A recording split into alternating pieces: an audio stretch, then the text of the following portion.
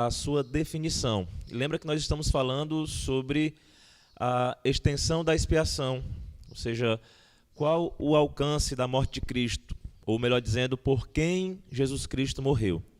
Jesus Cristo morreu por todos os homens ou morreu somente por um grupo? Então, tratando dessas concepções, pastor Leandro, o que a concepção da expiação limitada sustenta?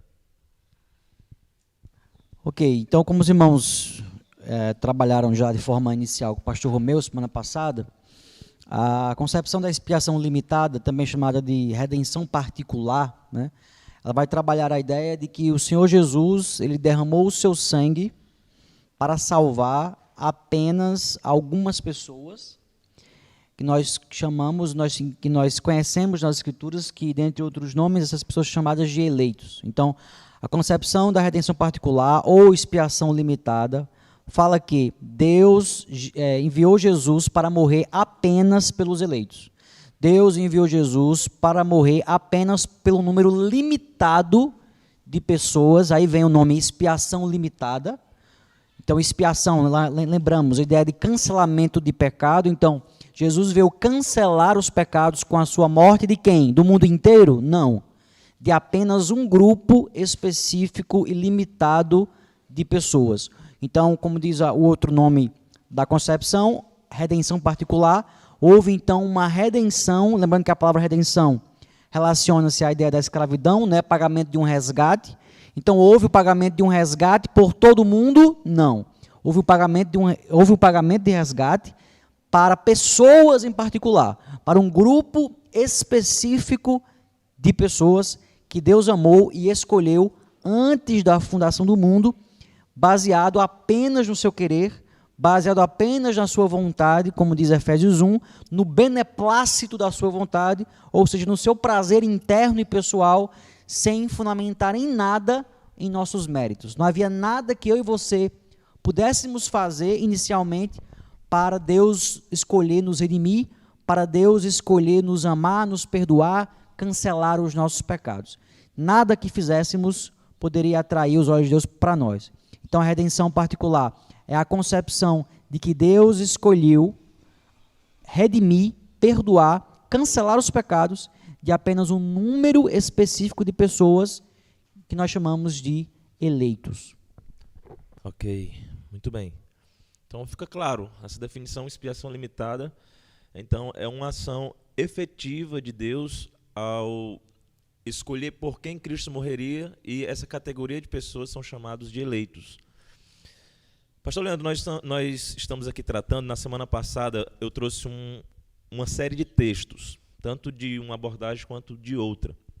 Aí nós notamos aqui que a expiação ilimitada, ela também tem uma cadeia, uma série de textos que os que defendem essa posição definem como um aspecto bíblico para defendê-la. Mas, especificamente, o que é que essas pessoas defendem enquanto defensores da expiação ilimitada? Ok, só para questão didática, pastor, eu vou definir também agora a ilimitada, até para a gente fazer um contraste e aí fica mais fácil de você entender as duas, né? Revisando também o que o pastor Romeu já ensinou. Então, se limitada é uma expiação para um grupo específico de pessoas, expiação ilimitada é uma expiação ou um cancelamento de pecados para um grupo ilimitado de pessoas, ou seja, para o mundo inteiro, ou seja, para todas as pessoas. E aqui vem, então, os dois termos que eu percebo ser mais importantes usados pelos adeptos da expiação ilimitada. Então, se você prestar atenção, a maioria dos versos que os adeptos da expiação ilimitada vão pegar na Bíblia para fundamentar a sua posição são os versos que falam de Jesus salvando o mundo inteiro, porque Deus amou o mundo de tal maneira. 1 João, porque ele é a propiciação pelos nossos pecados, não apenas dos nossos pecados, mas também do mundo inteiro. Então, quando a gente tem esses textos que falam de Deus salvando o mundo inteiro, todas as pessoas, então os arminianos ou aqueles que creem na expiação ilimitada vão usar esses textos para fundamentar a sua posição. Obviamente que nós precisamos entender que esses termos, eles não são termos que apenas expressam uma ideia básica de todo mundo sem exceção. Então, isso é muito importante porque os próprios arminianos ou aqueles que defendem a teoria ilimitada, eles não defendem que todos serão salvos. Então é bom que se diga isso, até o Gruden vai trabalhar no final do seu capítulo sobre essa questão. É bom que a gente deixe claro que os nossos irmãos arminianos, ok? Não são pessoas que a gente considera não cristãs, não, são cristãos. Temos, inclusive, grande parte dos batistas regulares no Brasil são arminianos, certo? Lá no Sul, por exemplo, é muito forte entre os batistas regulares o arminianismo. Então, a gente os recebe como irmão, os aceita como irmão, e eles não defendem o universalismo, que seria o quê? Uma heresia, e aí sim, muito séria, que diz que Jesus morreu por todo mundo, então todo mundo está salvo. Não importa o que você faça ou deixe de fazer, como diria um autor muito famoso americano, best-seller, que escreveu um livro chamado The Love Wins, o amor vence.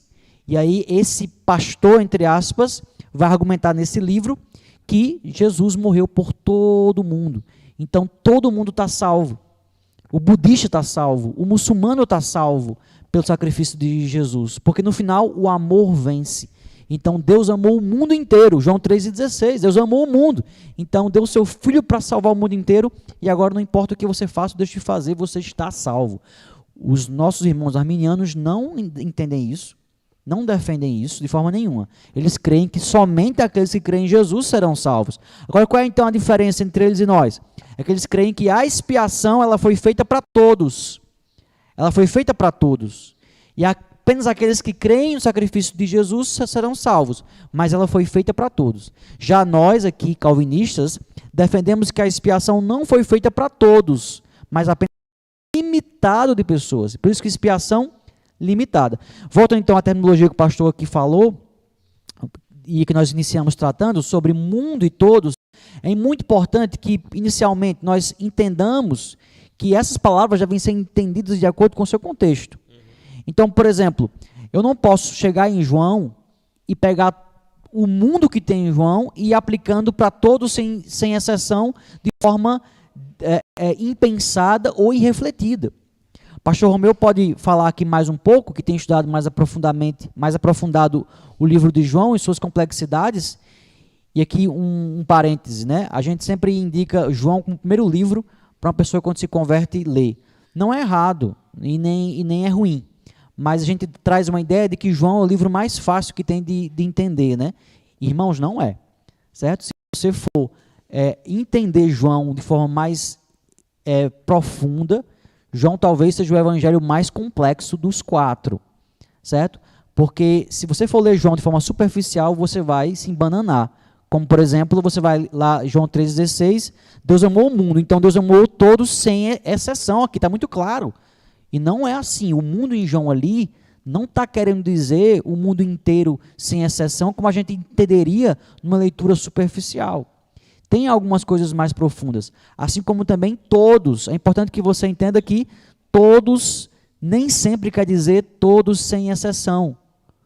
Ou seja, o mundo inteiro. Porque se você for nessa linha, você vai ter versículos que vai dizer que Deus salvou o mundo inteiro e não importa quem se converta ou não, todos estão salvos. E você vai entrar numa heresia do universalismo. Então eu quero jogar aqui de volta a bola para o pastor Romeu, para ele explicar, por exemplo, a questão do mundo e de todos. De que forma esse mundo e todos, que são termos muito usados pelos arminianos ou por aqueles que creem na expiação ilimitada, ele não significa apenas todos sem exceção. Bom, os irmãos que assistiram a aula na semana passada, lembram que eu falei que dentro da teologia de João, ele trata muito do aspecto do dualismo entre várias esferas. Por exemplo, a diferença e o contraste que ele traz entre luz e trevas, entre carne e espírito. E uma dessas diferenças que ele traz em contraste é do mundo de baixo e do mundo de cima. Então essa já é uma diferença que a gente tem que notar ao ler João. Nem sempre quando João fala mundo, ele está se referindo, por exemplo, à humanidade. Temos o autor da teologia do Novo Testamento, o Led. Ele aborda algumas características do termo cosmos, que é o termo que nós traduzimos por mundo. E em uma delas ele disse que de fato significa a humanidade, um uso para designar o gênero humano, no caso, lá em João, por exemplo, 12:47. João 3,16, em termos de humanidade, no sentido de gênero humano. A questão é que todos esses usos da palavra cosmos, da palavra mundo, ele tem que ser visto dentro do contexto no qual ele é usado. Eu acho interessante que o contexto em que mundo é usado em João 3,16, que os arminianos usam, para endossar a ideia de que Deus enviou Cristo para morrer por todos, sem exceção, e aqui é importante essa terminologia, tá? Sem exceção e sem distinção. Há uma diferença. Mas vamos já tratar sobre isso quando falarmos daquele texto problemático que o irmão Elan perguntou na semana passada. Quando Jesus está falando sobre mundo ali, você lembra onde esse texto está encaixado?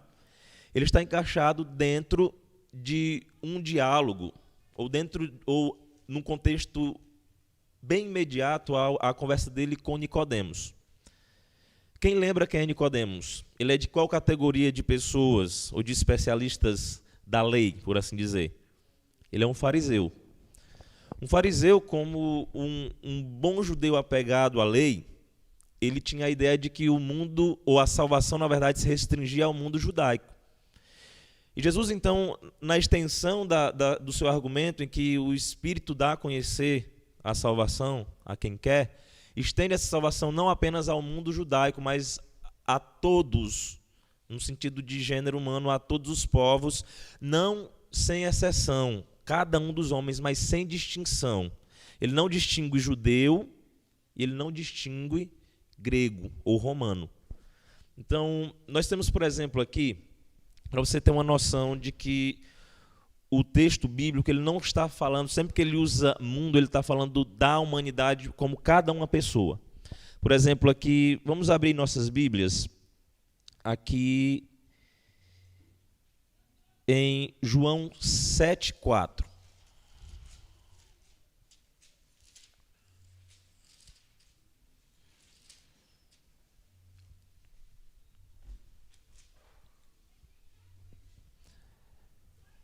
Aqui é o texto que trata da incredulidade dos irmãos de Jesus, em que diz assim, vou ler a partir do verso 1.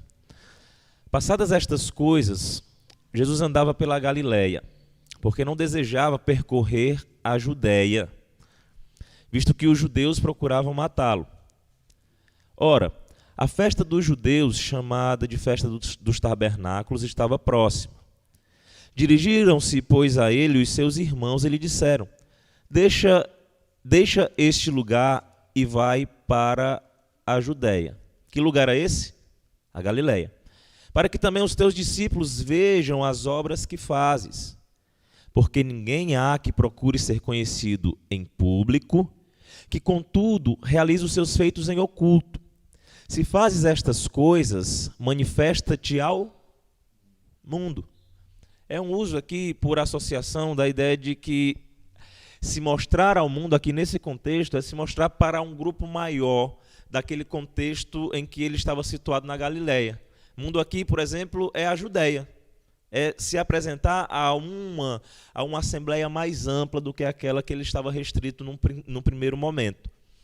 Vamos aqui aqui mesmo em João 17:24. Então, só para destacar, pastor, então vai marcando aí um primeiro significado de mundo que não vai ser igual a outros significados. Vamos lá. 17:24.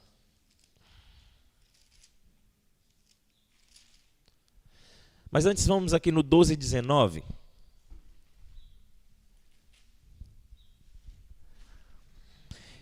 E aqui nesse versículo temos aqui uma linguagem gramatical, uma figura de linguagem que nós chamamos de metonímia, que é a ideia que você pega uma figura e você associa a um significado. Eu vou explicar isso melhor aqui na leitura. Olha só o que diz aqui, ó. Para contextualizar a partir do 17. Dava, pois, testemunho disto a multidão que estivera com ele, quando chamara Lázaro do túmulo e o levantara dentre os mortos. Por causa disso, também a multidão lhe saiu ao encontro. Olha só, a multidão saiu ao encontro, veja isso. Pois ouviu que ele fizera esse sinal, aquele sinal de ressuscitar Lázaro. De sorte que os fariseus disseram, quando viram a multidão ir atrás de Jesus, eles disseram o seguinte: vede que nada aproveitais, eis aí vai o mundo após ele. Então a ideia aqui de mundo é a ideia de que um grupo maior de pessoas, trazendo aqui uma ideia superlativa de que aquela multidão era um mundo de pessoas a seguir Jesus, no caso. O que você vê aqui, pastor, de forma muito clara, é que mundo aqui não tem nada a ver com o mundo inteiro. Os fariseus não estão dizendo, olha aí, vai o mundo inteiro, de todos os países do mundo inteiro atrás dele. Não. Então os fariseus estão dizendo, vai aí o mundo, a multidão, um mundo de pessoas atrás dele. Então veja que mundo nem sempre, e talvez aqui na maioria das vezes em João, não quer dizer o mundo inteiro, humanidade. Pronto, é João 17,5 agora. Jesus trata do mundo como esse lugar agora criado. Ele não fala de pessoas, de mundo como pessoas aqui. É interessante, ó. João 17,5, que diz assim, ó: e agora glorifica-me, ó Pai, contigo mesmo, com a glória que eu tive junto de ti antes que houvesse mundo. Ou seja, antes que houvesse essa ordem criada chamada cosmos, chamada mundo, eu já existi em ti, eu já estava em ti e em ti era glorificado. Então, mais um uso aqui de mundo que não quer dizer todas as pessoas. No 17:24, ele repete, ele meio que reforça essa percepção aqui, em que ele diz: Pai, a minha vontade é que onde eu estou, a ideia de que ele está no Pai, estejam também comigo os que me deste. Nota que já uma referência soterológica salvífica. Aqueles a quem Deus deu a Cristo. Para que vejam a minha glória que me conferiste, porque me amaste antes da fundação do mundo. E aqui, fundação do mundo também estabelece essa ideia de que não são pessoas, mas a ordem criada. Então, como é que nós distinguimos, pastor Leandro e amada Igreja Filadélfia, os usos de cosmos ou mundo? É a partir do contexto. E nesse sentido, retomo aqui a ideia de João 3,16, o contexto imediato ali de mundo, dentro do diálogo que Jesus tem anteriormente ao diálogo com um fariseu que não está entendendo nada acerca de salvação. Jesus então está ampliando os horizontes da sua audiência naquele tempo e, por consequência, o nosso horizonte também. Quero só destacar aqui, pastor, na leitura que você fez, já aqui pincelando alguns versos que fundamentam a teoria da expiação limitada. Veja aí o versículo 24, que o pastor acabou de ler, que Jesus diz que a vontade dele é que quem esteja ao lado dele, toda a humanidade, todas as pessoas do mundo inteiro, não. Ele diz, a minha vontade é que onde eu estou estejam também comigo os que me deste. Então a vontade de Jesus, na verdade todo o capítulo 17 que nós lemos hoje aqui, na leitura, é um capítulo que aponta claramente essa expiação limitada. A todo tempo Jesus está rogando, e aí ele vai deixar claro aqui, no versículo... deixa eu ver aqui. Não rogo pelo mundo, mas por aquele que me deste. Se você ver o versículo aí, pode me dizer. É o versículo 9. Versículo 9.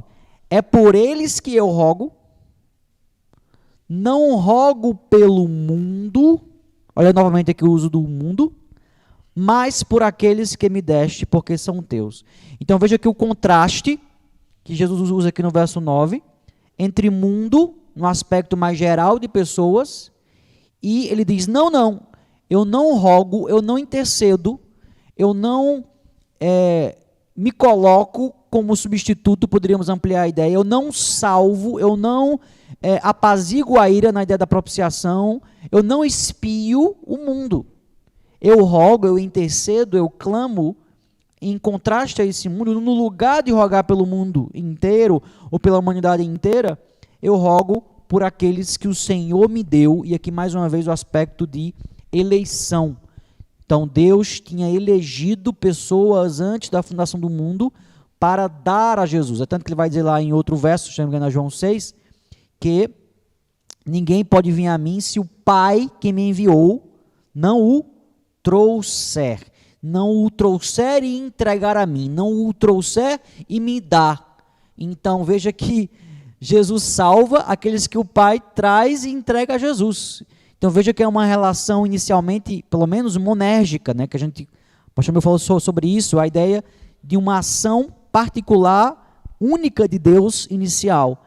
Que de fato há uma reação nossa posterior, mas é Deus quem age de forma salvífica, nos escolhe antes da fundação do mundo e prepara-nos para nos entregar nas mãos de Jesus, para que Jesus expie os nossos pecados. De quem? Dos eleitos, daqueles que o Pai planejou dar a Cristo. E aqui nesse texto, pastor, que o senhor citou, 17:9, alguém pode objetar o seguinte: mas pastor, como é que eu sei que aí não é mundo ordem criada?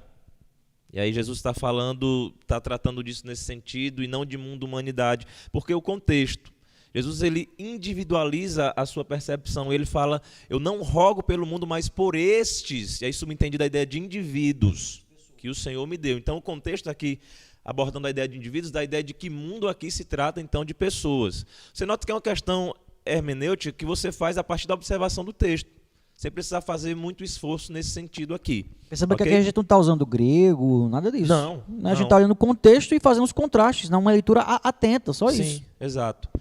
E aí, eu quero aqui, pastor, agora nesse momento caminhar para trazer aqui à luz o porquê nós defendemos uma expiação limitada. Por que nós, Igreja de Filadélfia, cremos numa expiação limitada, muito mais para além das falhas ou das fraquezas da outra posição. Então eu quero, principalmente, aí vou construir esse argumento agora, a partir dessa ideia aqui que o pastor Leandro colocou, em que, do capítulo 17, verso 9, em que Jesus ele está aqui intercedendo pelo seu povo, ele está aqui oferecendo aqui a sua função sacerdotal, em benefício do seu povo, para a glória de Deus. E aí é o seguinte, eu entendo que a boa teologia que nós devemos procurar fazer é aquela que melhor se encaixa dentro da abordagem macro das Escrituras e também micro. Ou seja, a boa teologia ela é feita a partir de uma sequência de ensinamentos que se encaixa melhor dentro do seu sistema de crenças, de modo que a Bíblia tem que ser preservada no sentido de que ela não se contradiz. Então, um dos aspectos principais que eu entendo é que a expiação limitada, pastor, ela consegue interagir melhor com os textos nesse aspecto macro e micro. Ela explica melhor, então, a abordagem teológica nesse aspecto. Em segundo lugar, eu entendo que a expiação limitada, ela, a despeito do que pensam, dos que são contrários, ela acaba exaltando a beleza e a glória do Deus Trino. Devemos entender uma coisa, quando nós estamos falando de salvação, como o pastor Leandro leu, nós estamos tratando de uma ação que parte exclusivamente de Deus. Vocês não viriam a mim, Jesus disse, se o Pai não os trouxesse a mim. Se Deus não os impelisse às mãos de Cristo. Então aqui a ideia de que o que nós queremos com essa teologia é exaltar a pessoa de Deus em todos os aspectos, de modo que o nome e as ações humanas elas sejam diminuídas ao máximo. Como João Batista diz, importando que ele cresça e nós diminuamos. Eu penso que uma teologia que coloca o homem num patamar de 50% a 50% na participação de uma obra tão grandiosa como é a salvação, e coloca o homem nesse patamar dividido com Deus, é uma teologia que, no mínimo, ela deve ser vista com uma certa desconfiança. Por que disso? Por que essa exaltação do homem? Por que esse desejo de Babel ser exaltado? Então, nosso objetivo é exaltar a glória de Deus. E eu vejo que a expiação limitada, ela traz isso. Em que sentido? Nas aulas anteriores, que você pode ver nos cards aí, que o Nathan vai colocar no final desse vídeo, o pastor Leandro tratou de 3 aspectos cruciais que Cristo representa em sua obra: rei, profeta e sacerdote. Quando Jesus é comparado com um rei, quando ele assume o seu ministério régio, ele não é tido como um rei qualquer, mas ele é o rei dos reis e o senhor dos senhores. É aquele que envia o seu decreto e ele é cumprido conforme a vontade dele.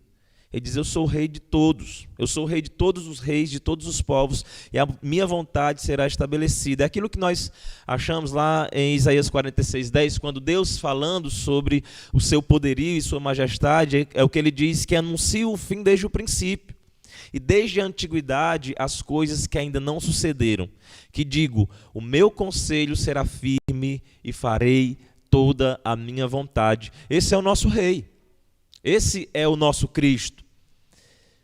Em um outro modo, entendo que a expiação limitada, ela exalta também a beleza de Cristo em seu aspecto profético.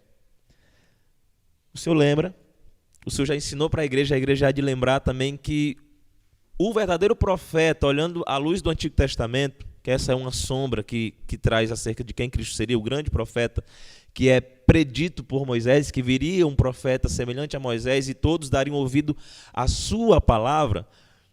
E a semelhança de um profeta verdadeiro do Antigo Testamento, qual é a semelhança do ato, ou digamos assim, do ofício profético? É isso que eu queria achar, do ofício profético de Cristo. É de que tudo o que ele fala se cumpre. Você lembra que no Antigo Testamento a marca de um falso profeta qual era? Se ele falar em nome de Deus e não se cumprir, ele era apedrejado e tratado como um falso profeta, dizendo, esse aí não procede de Deus. Entanto, Jesus diz, em sua palavra, no Novo Testamento, ele diz, Deus diz no Antigo, Deus Pai, Deus Filho diz no Novo que a sua vontade ela se cumprirá. Os seus desígnios eles serão estabelecidos. Ele é quem sustenta toda a criação pela palavra do seu poder. Nós temos isso lá no 3º capítulo de Colossenses. Dando a ideia, então, de que a palavra de Cristo ela sempre se cumprirá. Ele diz o que? Aqui no capítulo 17, especialmente em João, que de modo algum, aqueles que Deus o deu, serão arrebatados ou serão tomados de suas mãos poderosas. Essa é a palavra profética, repleta de uma promessa de fato poderosa. E aqui, por último, em que a expiação limitada, ela enaltece o nome e a obra de Cristo. No sentido de que, lembra disso, a obra de Cristo, a obra sacerdotal de Cristo, ela deve ser vista como uma moeda de duas faces. Em que sentido? Que o sacerdócio de Cristo, ele não pode ser desvinculado do sacrifício de Cristo. Isso é importante entendermos por quê. Olha o que o pessoal da expiação ilimitada universal diz. A morte de Cristo, e aqui eu não estou falando dos universalistas, estou falando dos nossos irmãos mesmo, a maioria arminianos nesse caso, que diz o seguinte, a morte de Cristo, a morte, ou seja, o sacrifício expiatório, que foi dado para cobrir o pecado das pessoas, ele foi dado por toda a humanidade. Mas o seu sacerdócio, ou seja, a sua intercessão, ela é dada apenas para quem? Para os que creem.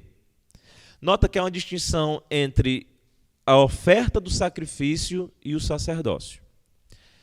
É interessante notar, como o pastor Leandro falou no começo, os da expiação ilimitada, eles vão fazer uso de terminologias, como todos, como o mundo, mas eles vão ignorar a teologia em um aspecto mais amplo. Em que sentido? No sentido em que desvencilhar o sacerdócio da oferta ou do sacrifício é teologicamente, biblicamente equivocado. No sentido de que o Antigo Testamento ele serve para nós como uma glória que seria prefigurada em Cristo, serve como sombras. O autor de Hebreus vai dizer isso. Os sacrifícios, os altares, os cordeiros mortos, o próprio sacerdote eram figura ou sombras daquilo que viria. E quem viria? Cristo.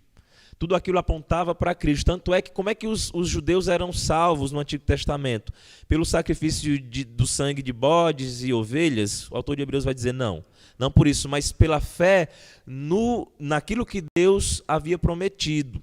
Na ideia de que o sacrifício se cumpriria no enviado ou naquele que era o descendente prometido por Deus, que no caso seria Cristo.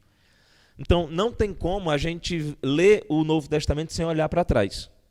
Então, nesse sentido, Cristo é o cumprimento do sacerdócio levítico. E quando você olha lá para o sacerdócio levítico, em especial aqui eu lembro de um texto lá em Levítico capítulo 5, a partir do verso 1 ao 4 ali, o sacrifício oferecido, ele não é oferecido, ele não é, na verdade, o holocausto não é feito, a morte não é impetrada pelo sacerdote, mas pelo indivíduo que trazia. Então, o que é que o sacerdote fazia? Aquele sangue que era trazido após o indivíduo, dono do sacrifício, imolar o cordeiro, o sacerdote, então, aplicava aquele conteúdo no altar, simbolizando o quê? A expiação pelo sangue daquele indivíduo. Ou seja, a aplicação e a intercessão do sacerdote, ela é direta e eficaz. Não é o indivíduo que oferece por si mesmo o sacrifício. De modo que, o que é que nós entendemos com isso? Cristo, como sacerdote, ele não está desvencilhado do sacrifício, até porque ele é o quê? Ele é tanto sacerdote quanto o cordeiro, o sacrifício. Então, ele aplica tanto uma função quanto a questão material do sacrifício, que é o sangue, o seu próprio sangue. Então, o que eu quero dizer nesse sentido? Lembra, tem alguns aspectos daquele sangue derramado naquela época do Antigo Testamento. O sangue era derramado não por todas as nações de todo o mundo, mas era por quem? Pelos judeus, por um povo eleito. Aí os universais dizem, então tá aí, é por um povo e é por um aspecto mais amplo. Ok, é por um aspecto mais amplo, mas de um povo que está dentro da aliança. E a aliança de Deus em Cristo conosco é estabelecida quando? Na eternidade. Quando nós não tínhamos feito nem A nem B. Ele graciosamente nos elege e aplica o seu sacrifício salvífico a nós, ao seu povo, ao povo da aliança que ele conhece de antemão, que tem um relacionamento salvífico com ele antes mesmo da fundação do mundo. E nesse aspecto, mesmo sendo tratado de um sacrifício que expiava o pecado do povo, era o povo de modo individual, que devia então levar o seu sacrifício aos pés então ali do sacerdote que intercederia por ele. E aqui nesse aspecto, em que isso dignifica e glorifica a Cristo? No sentido de que ele começa a obra, que ele mantém a obra e que ele conclui a obra. Irmãos, eu seria um crente muito desesperado se eu soubesse que em algum aspecto da minha salvação isso depende de mim ou da minha intercessão. Eu, um ser humano que falho. Eu, um ser humano que falho, que erro, que muitas vezes não cumpro as minhas disciplinas espirituais como devia. Pare para pensar. Se a sua salvação dependesse das orações que você mesmo faz pela sua própria salvação, onde você chegaria? Nós já teríamos parado já na primeira semana. Chegaria até nas profundezas do mais quente inferno. Mas você lembra que Jesus está intercedendo por nós. Você lembra que ele está tratando com Pedro numa situação em que Pedro está se achando o máximo. Olha, o senhor sabe que eu sou Pedro, né? Sou pedra, aí sou, né? E eu vou até a morte com o Senhor. Jesus olha assim, tamo junto, até o final. É nós. Aí Jesus chega para Pedro, Pedro, Satanás já quis te peneirar, Pedro. Satanás já quis fazer um desmantelo com a tua vida. Já quis pegar você e os discípulos e virar de baixo para cima e de cima para baixo. Mas sabe o que foi que aconteceu? Eu intercedi por vocês ao Pai. Eu orei por vocês ao Pai. E aí está implícito, pastor, claramente, por que eu tive que rogar e interceder? Porque vocês não suportariam. Não suportariam. Vocês sequer teriam o discernimento, a habilidade de entender que Satanás está rondando vocês, querendo destruir vocês. Então isso nos dá uma paz de que, apesar das nossas fraquezas, das nossas debilidades, de nós não sabermos orar como convém, como Paulo fala lá em Romanos, no capítulo 8, mas nós temos um Espírito que intercede por nós, o Espírito do nosso intercessor.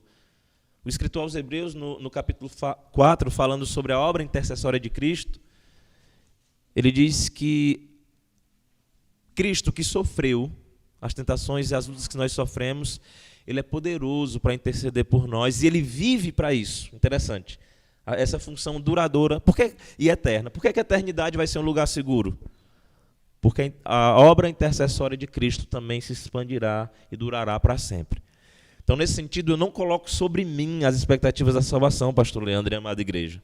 A expectativa da intercessão e do sacrifício perfeito repousam sobre a pessoa maravilhosa, digna e toda gloriosa que é Cristo.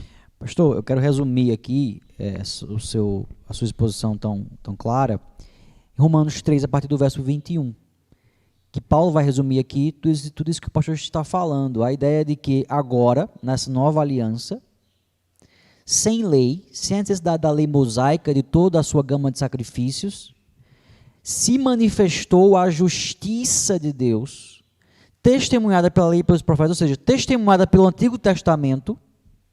Então, a justiça que estava sendo testemunhada no Antigo Testamento agora foi revelada. E que justiça é essa? A justiça de Deus mediante a fé em Jesus, para todos os que creem. E aqui vem interessante, uma expressão que a gente está usando aqui bastante, porque não há distinção. E aqui no contexto romano e judeu, dentro da igreja, debatendo, discutindo, brigando, se engalfiando, e aí Paulo diz, não há distinção, vocês, todos os dois grupos, está tudo lascado, viu? Se vocês fossem querer se arrumar por vocês mesmos, estava tudo em frito. Não acho que porque vocês romanos fazem parte do império mundial, os mais poderosos e ricos, vocês estariam livres da condenação. E vocês judeus, porque fazem parte do povo de Deus, é todo mundo salvo, nasce salvo. Não. Pelo contrário, todos pecaram. Todos estão carentes, destituídos, distanciados da glória, do querer, da beleza, da perfeição divina. Sendo justificados, inocentados, como? Pela obra de vocês? Não, gratuitamente, pela graça que há no Senhor, mediante a redenção, o pagamento do resgate que há em Cristo Jesus, a quem Deus propôs no seu sangue, e aqui vem, como propiciação. E o que é propiciação? A ideia lá do apaziguamento da ira, ser propício. Então Deus foi propício a mim por meio de Jesus. Jesus foi a propiciação, aquilo que me apaziguou diante de Deus, mediante a fé, para o quê? Manifestar a sua justiça, a justiça divina, por ter Deus na sua tolerância deixado impunes os pecados anteriormente cometidos, tendo em vista a manifestação da sua justiça no tempo presente, e aqui é algo que o pastor meu falou. Com que propósito? Com que propósito? Não tem nada a ver comigo a salvação? Qual o propósito de Deus me salvar? Por que Ele me salvou? Para que Ele me salvou? Se eu não fiz nada para merecer? Para Ele mesmo ser o justo e o justificador daquele que tem fé em Jesus. Em outras palavras, como disse o pastor Romeu, para que toda a glória, do começo ao fim, seja minha. E não há 1 milímetro, não haja 1 centímetro de glória para o homem. Toda a glória é minha. Eu sou aquele que é justo e eu sou aquele que justifica. Somente eu. E aí Paulo vai concluir no versículo 27, onde pois agora a jactância. Onde é que está o orgulho da gente agora? Onde é que está a nossa arrogância de ser os melhores? Acabou. Foi de todo excluída.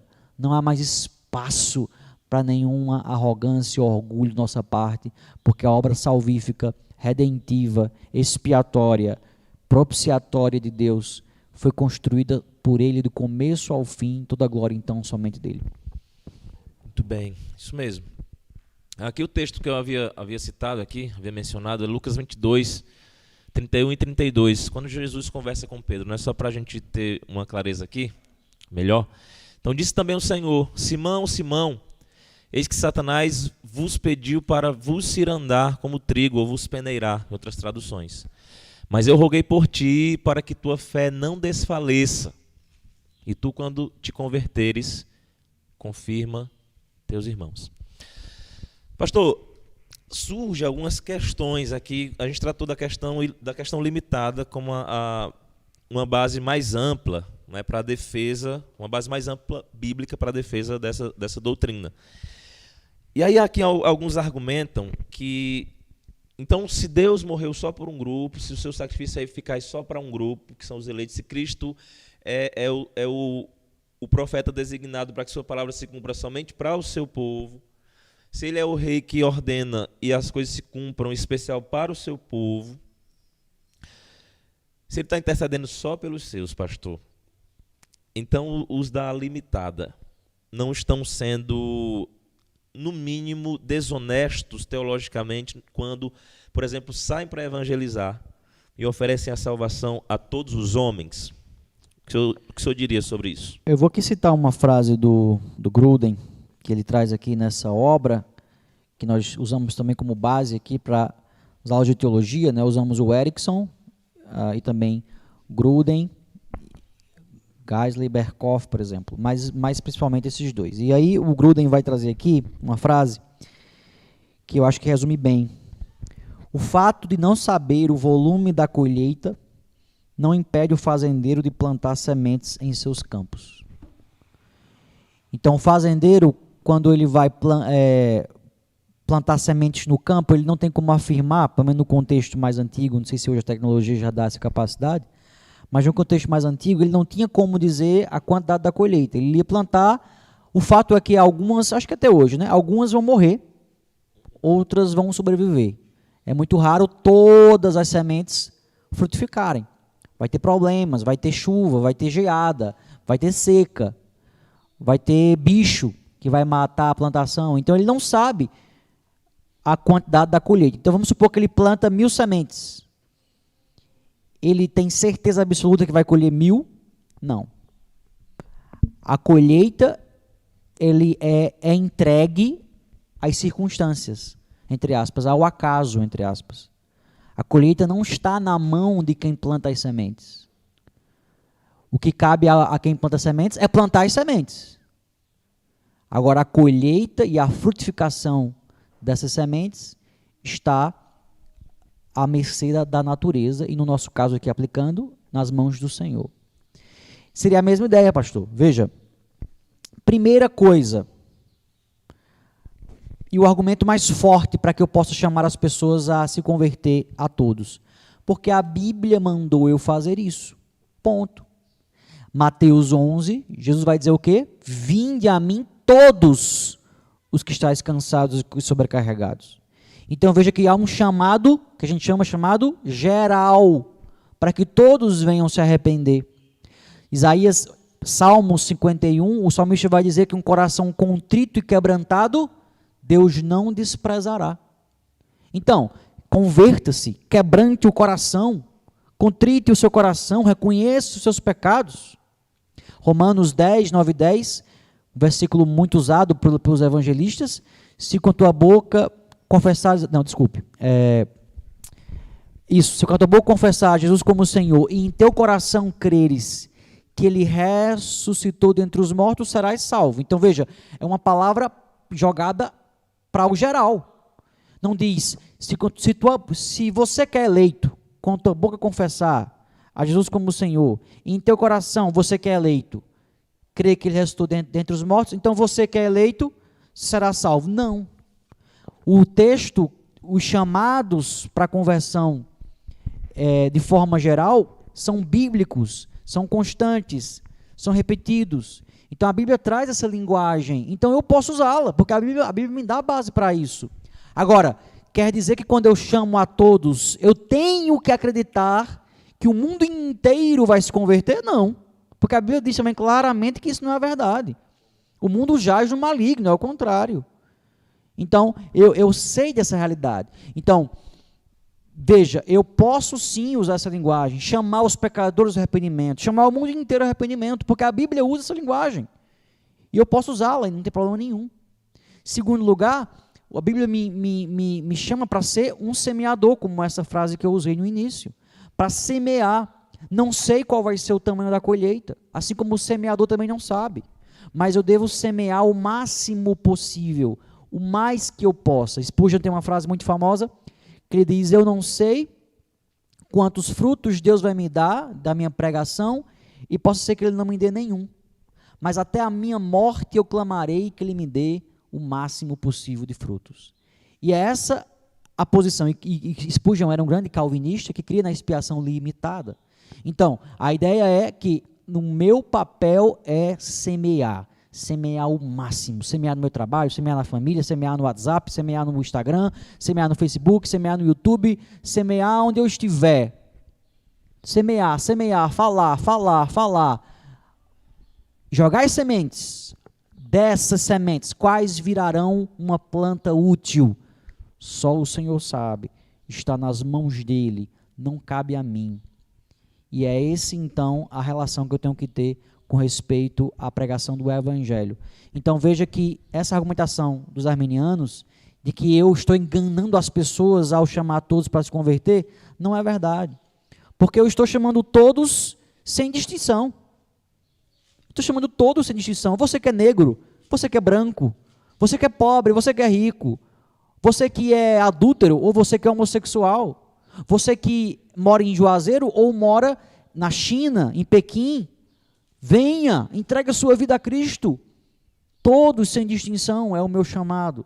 Para todos vocês, que é o mesmo chamado que a Bíblia faz. Interessante, o senhor mencionou Spurgeon, né? O Príncipe dos Pregadores, e Spurgeon é um grande exemplo para enfraquecer um argumento que alguns universais abordam. Ele disse, então, a expiação limitada, ela então serviria para enfraquecer o evangelismo.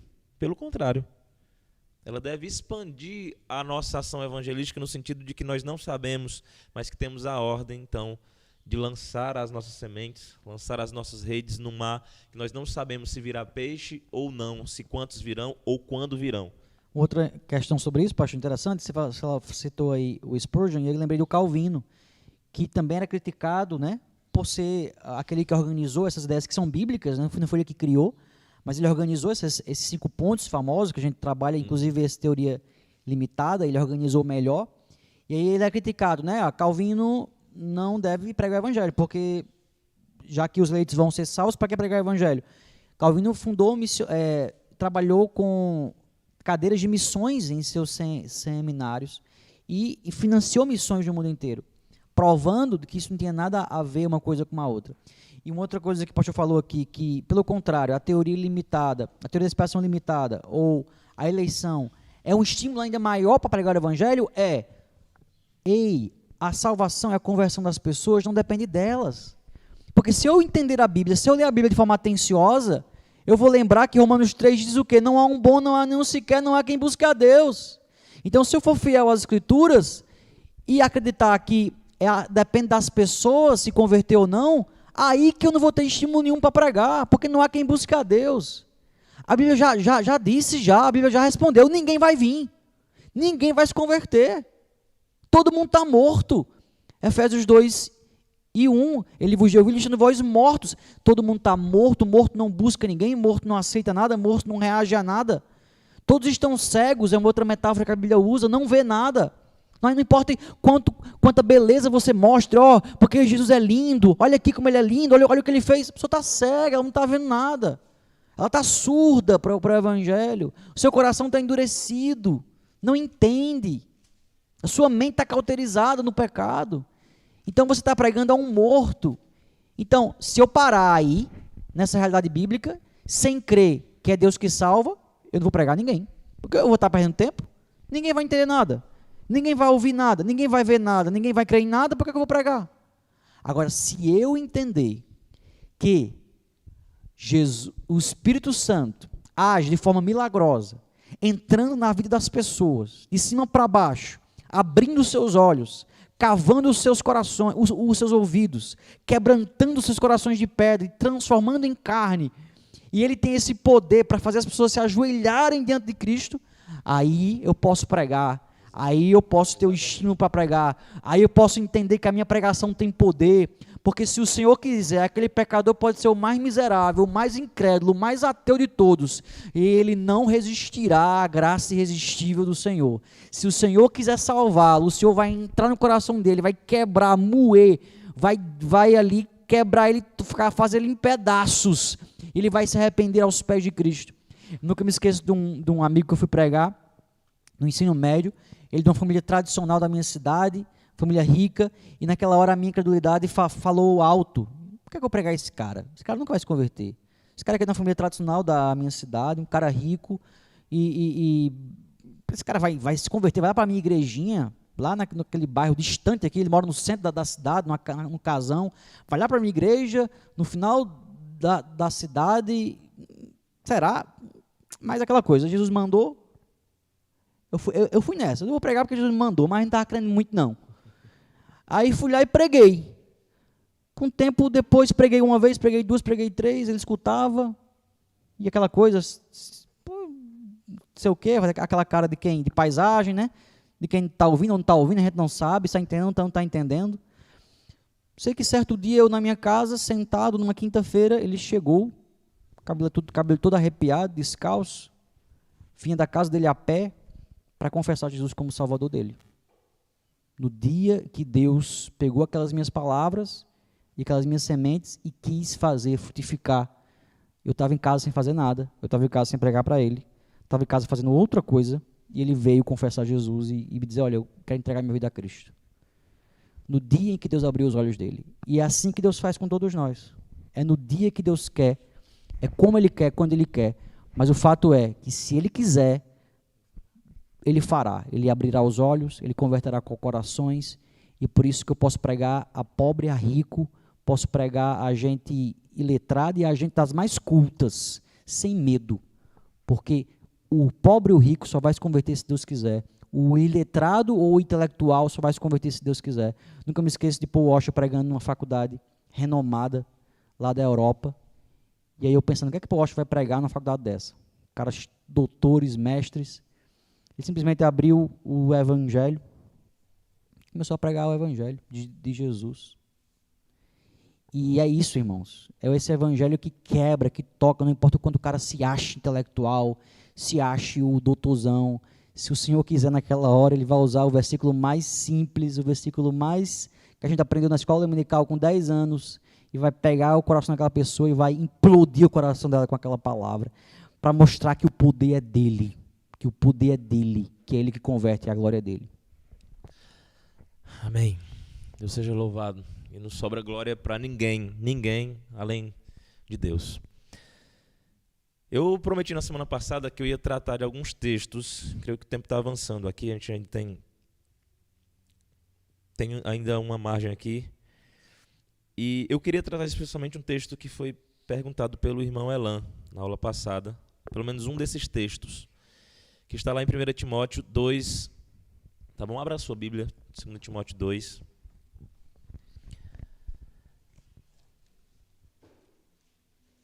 Verso 4, tá? Eu quero que a gente leia o verso 4 especificamente, que é um daqueles textos usados pelos da Ilimitada. É melhor falar ilimitada do que universais, né? Porque Ou então redação geral. redação geral. É melhor, eu prefiro. 1 Timóteo.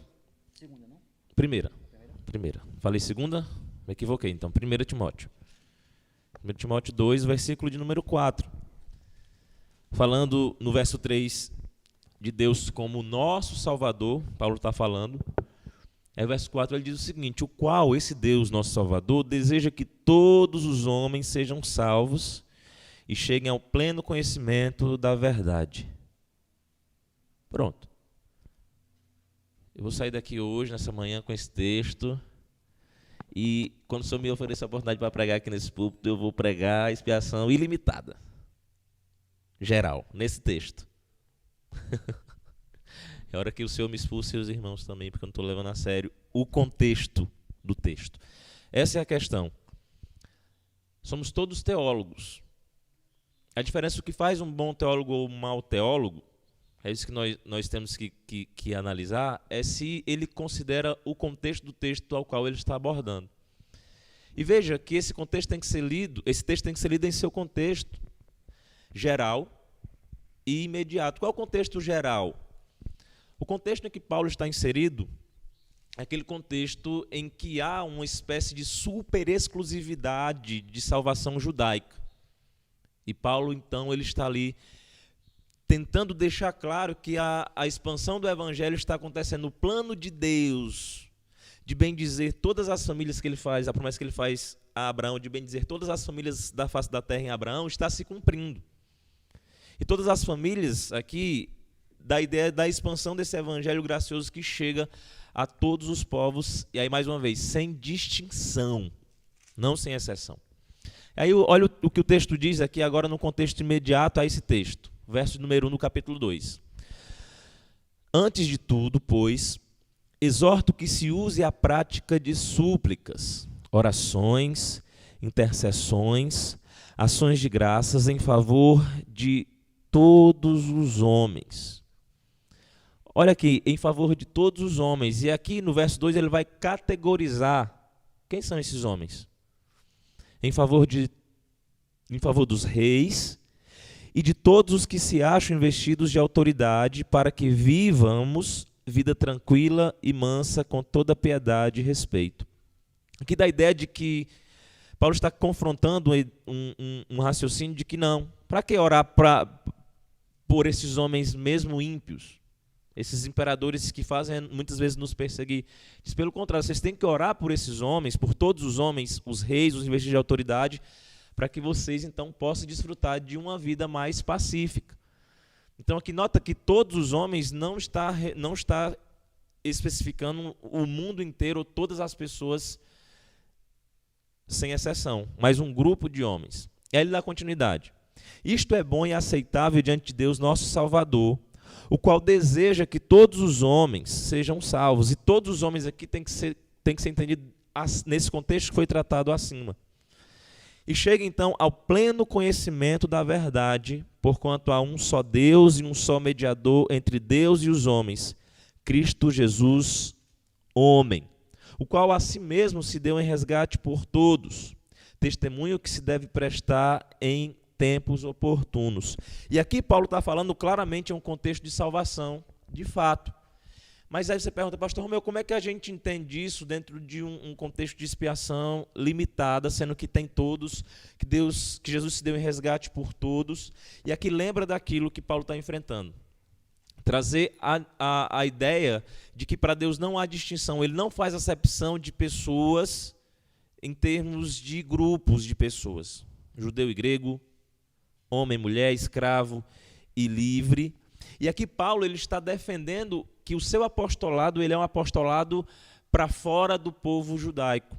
Tem os que são apóstolos da circuncisão, ou seja, que foram enviados para pregar para dentro do corpo de pessoas que pertenciam a Israel, mas Paulo é chamado a pregar para todos os homens e dar esse testemunho em tempo oportuno, e o verso 7 atesta isso. Olha o que ele diz no verso 7.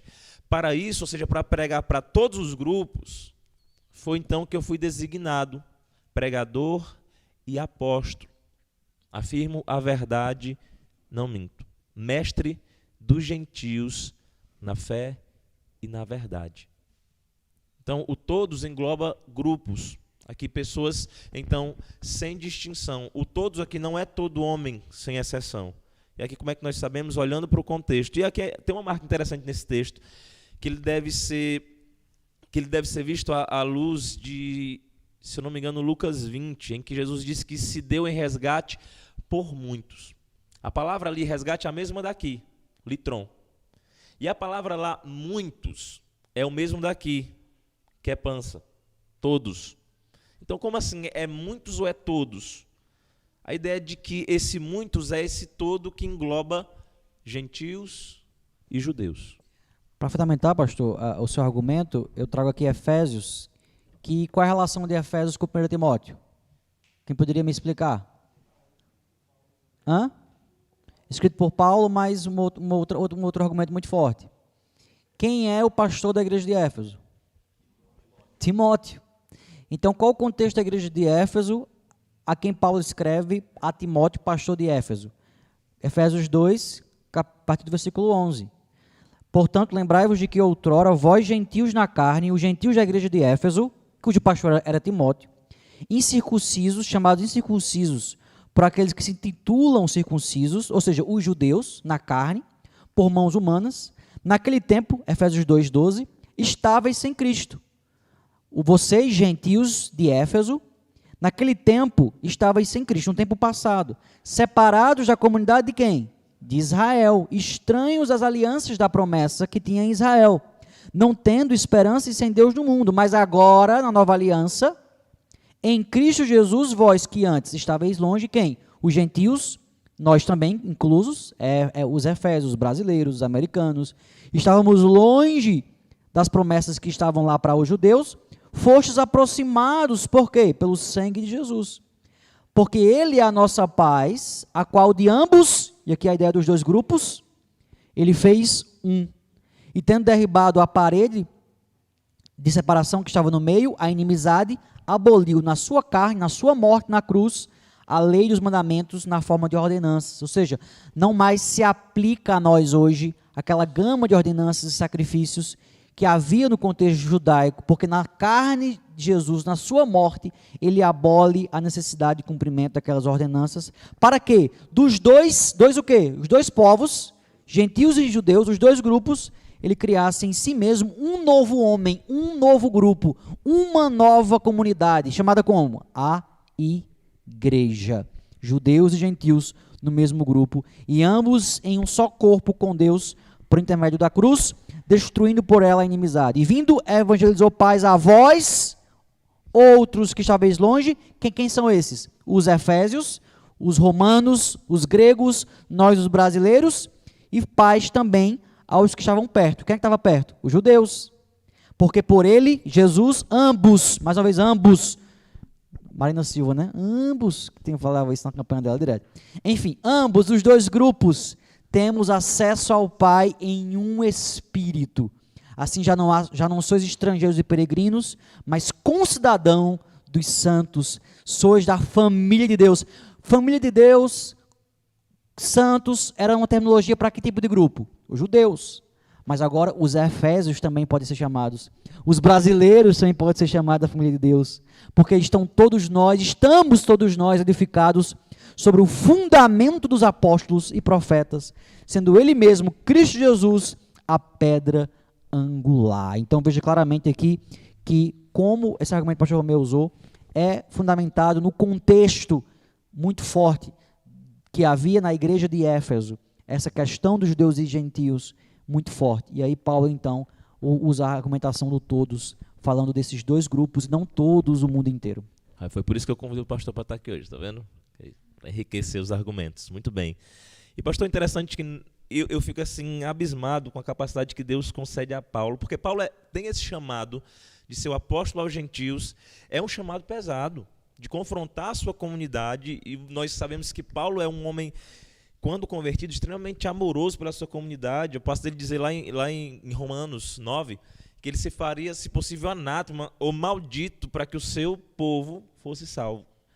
E ele está amorosamente inserindo a ideia dentro desse contexto judaico, e aqui em Efésios, no capítulo 1, ele trata justamente sobre isso, da ideia de que não foi o homem que se auto-escolheu, se autodeterminou como salvo, ou que ele pode se salvar. Efésios inteiro diz que foi Deus em seu beneplácito.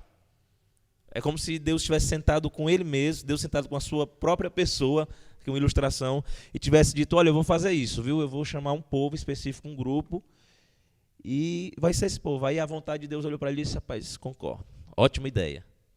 E aí ele faz isso, ele chama então judeus e gentios para um só corpo, e ele envia Cristo para morrer por essas pessoas, para que o seu sacrifício se torne então abrangente para esse povo e eficaz também para este.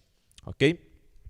Eu quero então encerrar com outro texto. A gente tem outros textos para conversar, mas não tem a falta do tempo, né? O tempo está limitado. Eu quero então encerrar com outro. Até o tempo é limitado, tá vendo? Até o tempo é limitado, então já é um sinal aí, né? Profético de que a expiação também é limitada. Nada a ver. Mas vamos lá. 2 Pedro capítulo 2, versículo 1. É um texto que eu creio que é complicado. Isso é complicado.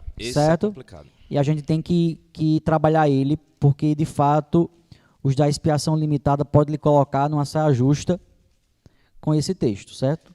2 Pedro 2, versículo 1. Vou usar aqui uma argumentação que eu achei bem didática do Gruden para a explicação desse texto. Pode haver outras explicações e a gente pode conversar mais sobre elas depois.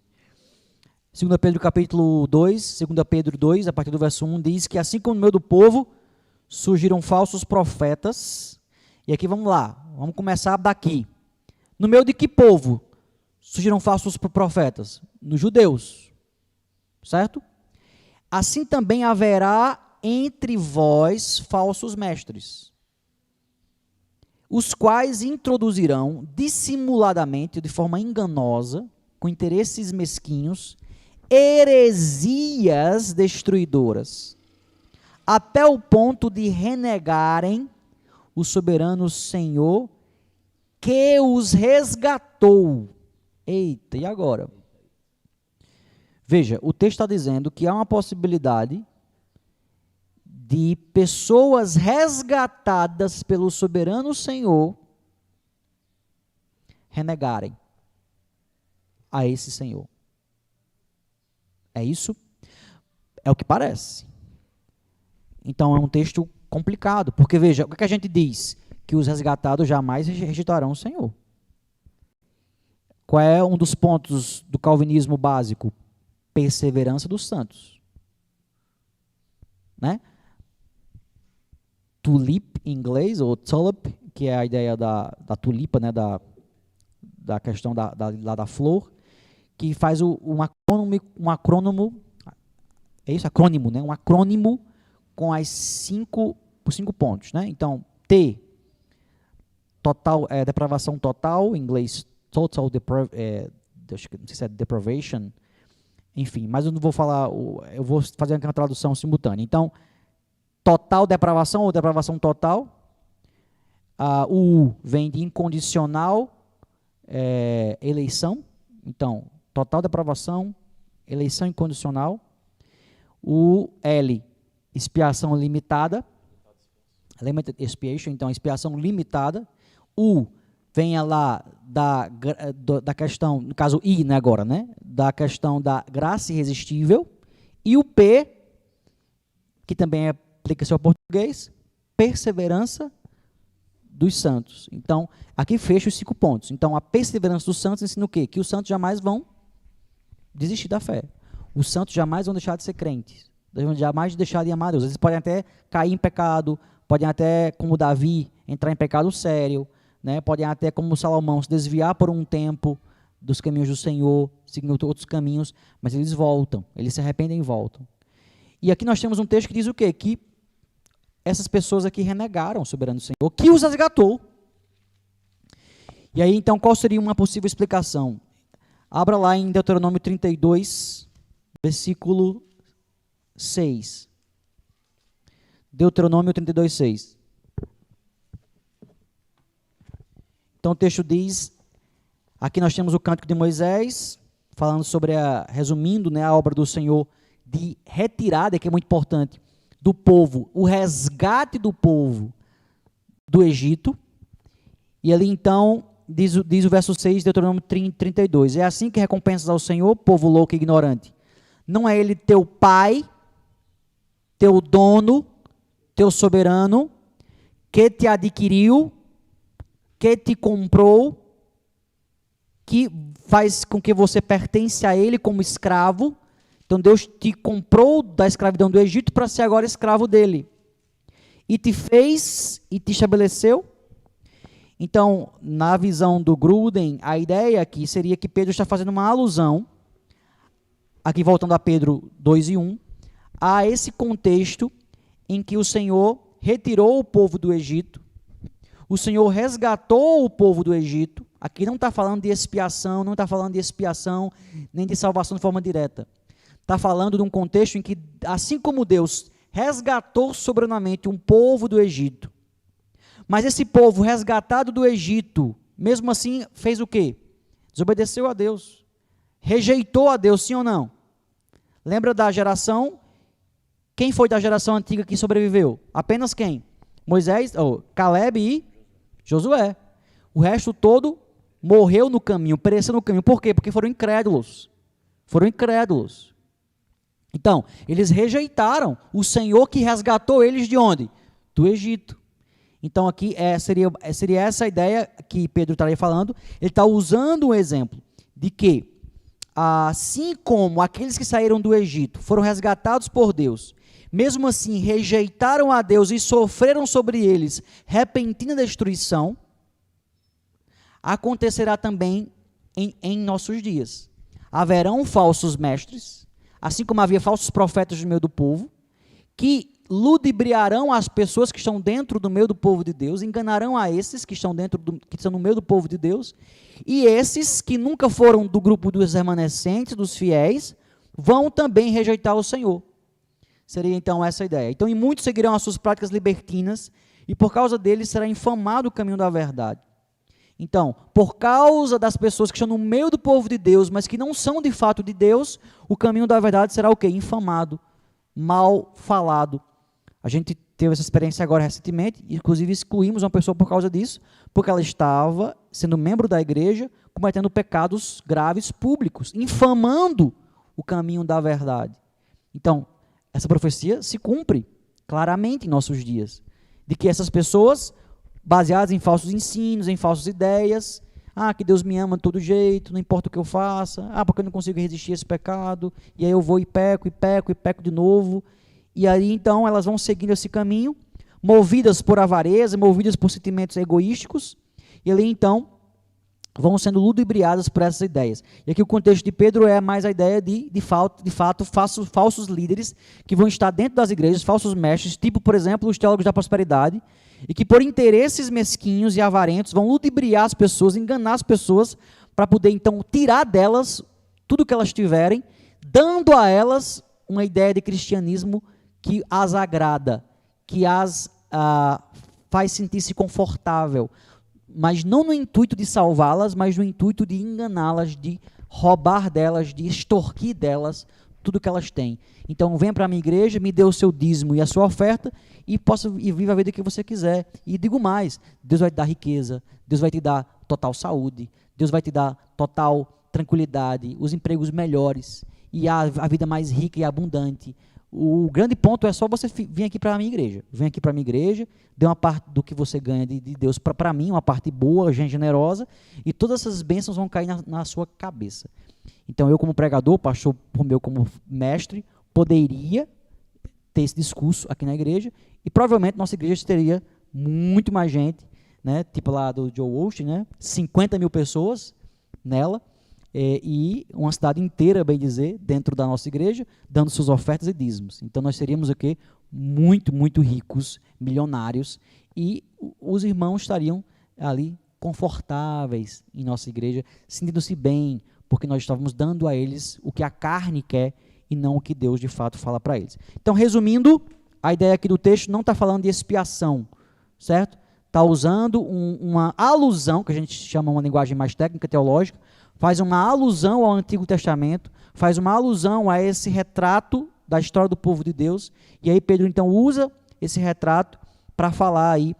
O ponto central aqui são os falsos mestres. Então, assim como houve falsos mestres no meio do povo de Deus, lembra lá Datã, Abirão e Corá, entre outros, que enganaram o povo, que contrariaram a lei, contrariaram Moisés no meio do povo, para levar o povo a desobedecer a Deus. Assim como aqueles falsos profetas existiram, também existirão hoje em nossos dias. E assim como aquele povo foi resgatado do Egito e todo mundo achava que era tudo salvo, que era tudo povo de Deus, que era tudo eleito, só que não se demonstraram ser salvos e eleitos. Foram incrédulos, desobedeceram a Deus. E aí Hebreus vai trazer muito claro, né, a dureza que Deus tratou aqueles incrédulos por terem rejeitado a verdade, os milagres que Deus fazia, e eles rejeitaram a Deus. Então, da mesma forma como foi naquele tempo, vai ser em nossos dias. Falsos mestres também surgirão, falsos mestres estarão no meio do povo de Deus, e vão arrebanhar muitos para dentro da igreja, só que vai ser igual lá no Egito. Eles estão na igreja, mas eles não vieram para a igreja por causa de Deus, eles não estão na igreja por causa do Senhor, eles estão na igreja porque os falsos mestres estão enganando a eles, oferecendo para eles algo que não é Deus, mas é bens, é conforto, é riqueza, é bem-estar, e é por isso que eles estão na igreja. Mas não se enganem com esses falsos mestres, diz Pedro, porque ele profetiza, para eles o juízo lavrado a longo tempo não tarda e a sua destruição não dorme. Ai desses falsos mestres. Eles têm riqueza, eles têm glória, eles têm reconhecimento, eles têm igrejas enormes e grandes, mas eles terão punição mais dura por terem enganado a muitos. Muito bem. Esse exercício que o pastor Leandro fez, de alusão, né, de recuperar um texto do Antigo Testamento para o Novo, é um exercício de expansão teológica que deve ser feito por nós constantemente quando nós lidamos com textos difíceis como esse. Você nota que quando o pastor Leandro começou a argumentação dele, ele não disse que era um texto tranquilo, que era um texto fácil. É um texto que, de fato, exige de nós um pouco mais de zelo, de presteza para tentar resolvê-lo. E principalmente para nós da Limitada, para nós termos uma visão mais ampla desse sistema que ele colocou da tulip, ou como ele fala no bom inglês, tulip, não sei nem como é que fala, é que a Bíblia não pode se contradizer, e nós respeitamos aqui então o princípio da não contradição das Escrituras, em que esse texto deixa claro aqui que um grupo de pessoas, pelo menos dá a entender numa primeira leitura mais superficial, de que um grupo de pessoas parece que foi resgatado, e aí se você usa dentro do contexto de expiação, equivocadamente, você pensa então que eles desistiram da fé, ou que eles decaíram da graça. Mas textos como, por exemplo, 1 Coríntios 1, do 7 a 9, de maneira que nenhum dom vos falta, esperando a manifestação de nosso Senhor Jesus Cristo, o qual vos confirmará também até ao fim, para serdes irrepreensíveis no dia de nosso Senhor Jesus Cristo. Olha a continuidade do texto. Fiel é Deus, pelo qual fostes chamados para a comunhão de seu Filho Jesus Cristo, nosso Senhor. Aí lembro de outro texto, 1 Tessalonicenses, 1 Tessalonicenses, no caso, o último capítulo 5, os versos 23 e 24, que dizem: o mesmo Deus de paz vos santifica em tudo. Ou seja, a obra de santificação aqui vinda de Deus, e o vosso espírito, alma e corpo sejam conservados íntegros e irrepreensíveis na vinda do nosso Senhor Jesus Cristo. Aí, olha a colocação aqui no verso 24, que ele está no verso 24. Fiel é o que vos chama a essa vida que Paulo exige, no verso anterior. Fiel é o que vos chama, o qual também fará.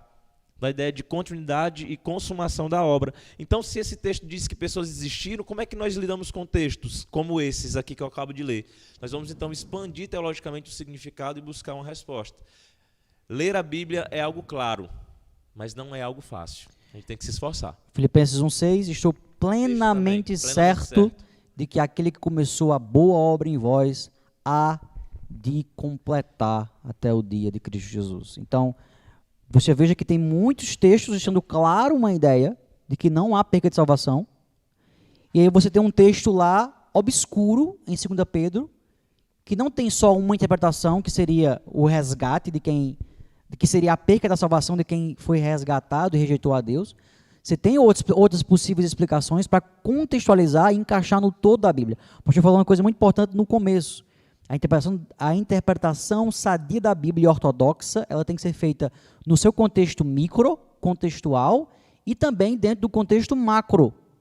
Então, eu jamais posso pegar, como faz o testemunho de Jeová, diz lá o texto de Deuteronômio, há um só Deus.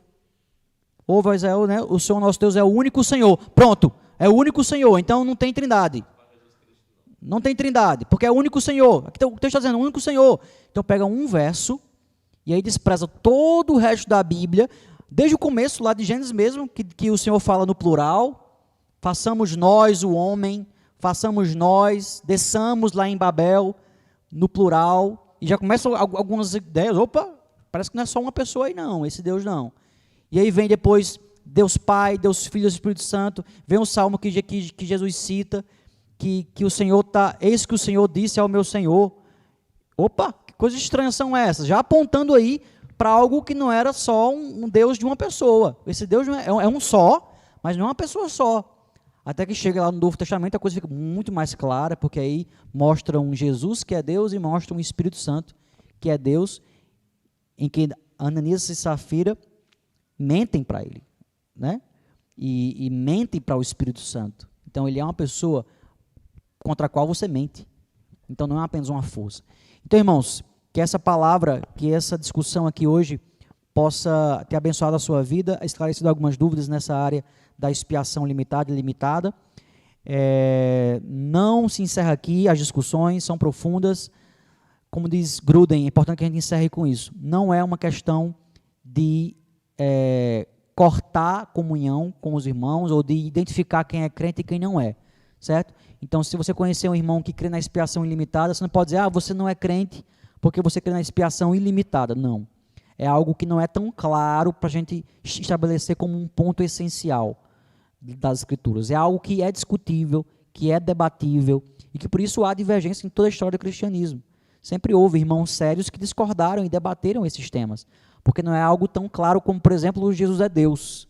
E se você negar que Jesus é Deus, você é um herege e você não é meu irmão. Mas aí você pode discordar da expiação limitada e dizer, não, Jesus morreu por todos, mas só é salvo quem crê nele. Beleza, a gente vê que claramente não é a melhor opção, não é a mais bíblica, mas a Bíblia dá alguma ideia que pode seguir nesse caminho. Se você, enfim, entender assim, eu vou lhe respeitar, eu vou lhe aceitar como meu irmão em Cristo, mas não vejo que essa é a posição mais coerente. Encerrar, A todos, irmãos.